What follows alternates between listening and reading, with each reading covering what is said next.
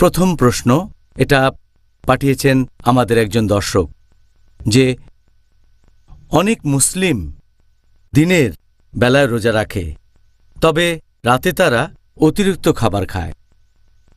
এটা করে রমজান মাসে।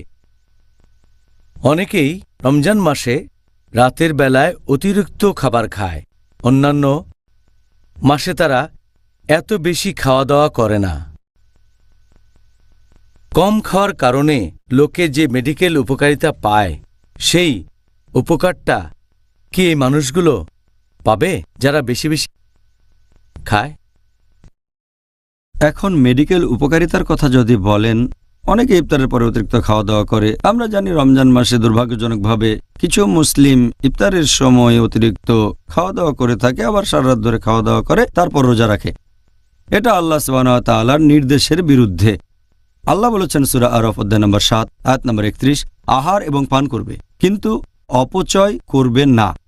আল্লাহ সুবহানাহু ওয়া তাআলা অপচয়কারীদের পছন্দ করেন না। রোজার সময় লোকজন খাবার কেনে, তারপর ইফতার পার্টি দেয়, সেখানে অনেক ধরনের খাবার থাকে, অনেক খাবার নষ্ট হয়। এভাবে তারা অনেক টাকা অপচয় করে, যেটাতে হয়তো গরিব মানুষের উপকার হতো। অবশ্যই ইসলাম ধর্ম এমন কথা বলে না।